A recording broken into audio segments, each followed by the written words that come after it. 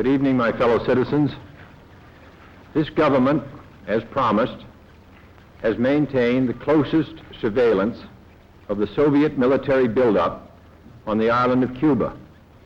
Within the past week, unmistakable evidence has established the fact that a series of offensive missile sites is now in preparation on that imprisoned island. The purpose of these bases can be none other than to provide a nuclear strike capability against the Western Hemisphere. Only last Thursday, as evidence of this rapid offensive buildup was already in my hand, Soviet Foreign Minister Gromyko told me in my office that he was instructed to make it clear once again, as he said his government had already done, that Soviet assistance to Cuba, and I quote, pursued solely the purpose of contributing to the defense capabilities of Cuba, unquote. That, and I quote him, training by Soviet specialists of Cuban nationals in handling defensive armaments was by no means offensive. And that if it were otherwise, Mr. Gromyko went on, the Soviet government would never become involved in rendering such assistance, unquote. That statement also was false.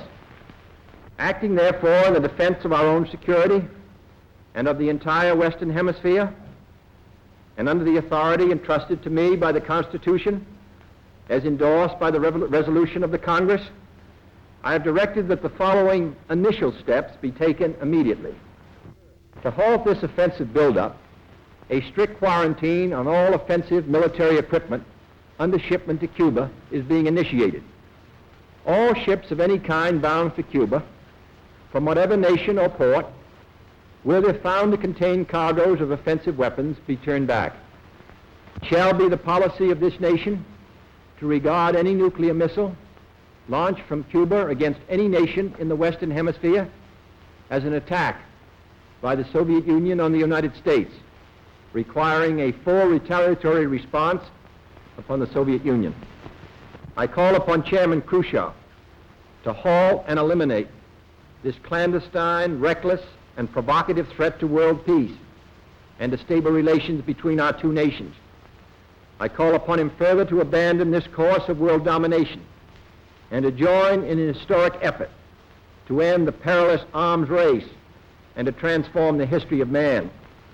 Our goal is not the victory of might, but the vindication of right.